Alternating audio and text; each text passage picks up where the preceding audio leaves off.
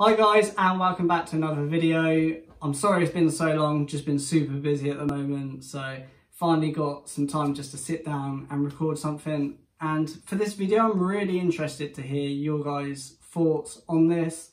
I've not spoken about this with anyone really, it's just a thought I've had about the hobby and what's going on at the moment. So really curious as to what you guys think after watching this, so message me or just put it in the comments. I really want to hear your opinion on what you think. So as everyone knows, there's a lot going on in the hobby. We've got celebrities here, there, everywhere, just coming in, buying up some massive cards, some massive product. And I want to talk about the fact that, is this going to be a ceiling in terms of exposure? And not just any exposure, like genuine, authentic exposure.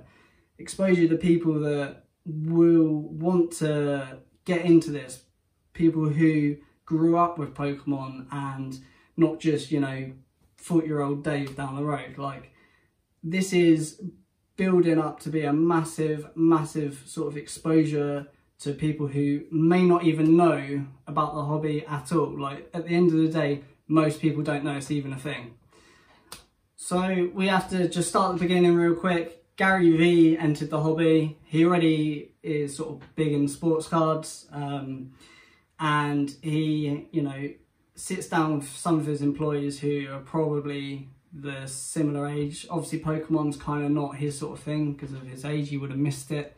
But there's people that he sits down with and speaks to, and he did a few YouTube videos, and they were buying Pokemon cards, and then he bought some.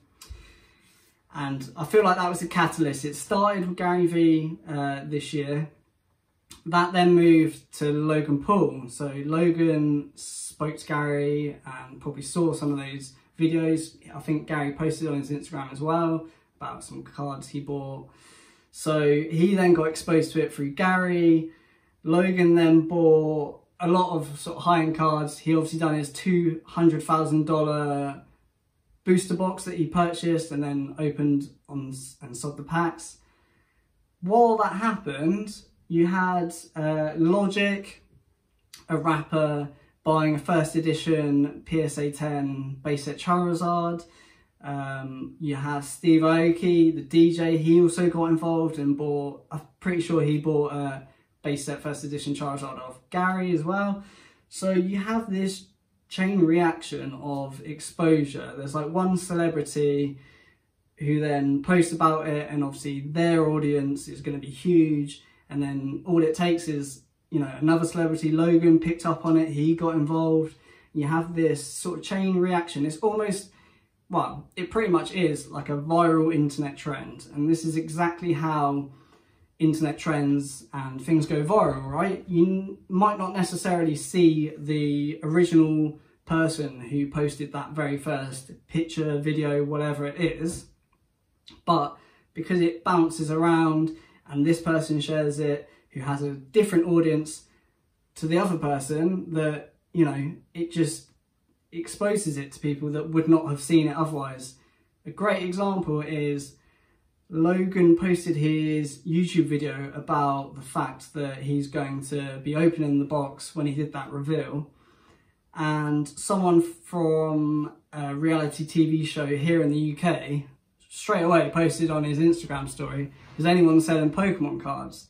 And obviously his audience, obviously nowhere near as big as Logan's, then got exposed to that, and I'd imagine 90% of his audience don't even follow Logan Paul. So that's exposure to people who would never have seen Logan's post or video to start with. And you have that chain reaction. It just goes on and on and on. And all it takes is one celebrity to then pick up on it and post it. And it's not even the celebrities. I'm sure it gets, everyday people posting about it and talking about it, who then expose it to their friends, and then so on and so on. It's literally how viral trends work. And my thoughts at the moment are, is this going to be the peak? Is this peak exposure for the hobby? Because I don't know a situation where we're getting more exposure to the hobby than celebrities coming in and sort of, you know, bubbles through all these different celebrities and all their different audience. You've got obviously Logic, and he might have a different audience of people following him than Logan did, than Gary did. And it's like, it literally just expands really quickly. But other than celebrities, how higher can we go? Like, I really can't think of a, you know, person or situation where there's more exposure to this. I think the only way it could top this is if celebrities start sort of trying to outflex each other. You know, Logan buys and completes maybe a base set first edition PSA 10 collection, and then you get another celebrity, you know, chasing similar collections at the same time, trying to complete it first. I don't know how we can top this. So in terms of value, exposure increases demand, and demand obviously increases value. But personally, I feel like we're at the top. I'm really trying to think of a situation where it would be different. And that's why I'm really interested to hear your guys' thoughts and your feedback on it, because yeah, I mean, personally, is this the top? Have we reached maximum exposure? In my mind, I can't think of a situation where we would get more exposure than this. I mean, Logan's video has had 7.9 million views of him opening that first edition base set booster box. 7.9 million, just his video.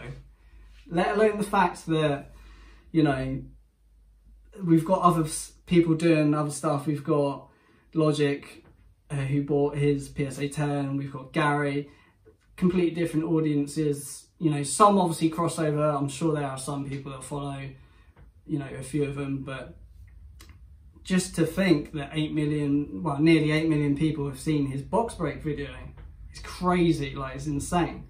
But are we going to top it? Is this peak exposure? I think, let me know what you think. We'll probably just leave it there. I'm just rambling, probably saying the same points over and over now. But yeah, I'm really curious as to what everyone else thinks. Is this, you know, is this tipping point in terms of exposure and in terms of value for the cards and the hobby?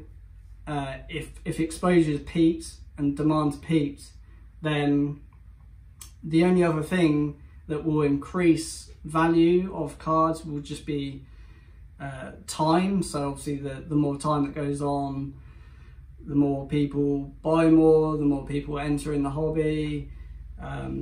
As these things just get older, they get rarer. It's just how it works. They're 20 years old and they're worth this much now. When they first came out, they were at retail price. So yeah, you know, that's kind of how value increases, demand and supply. And obviously there is a limited supply. Yeah, there's maybe a couple of cards that can be opened and sent off for grading, but it's extremely minimal. So let me know what you think. I hope you enjoyed the video, and I'll speak to you next time. Take care.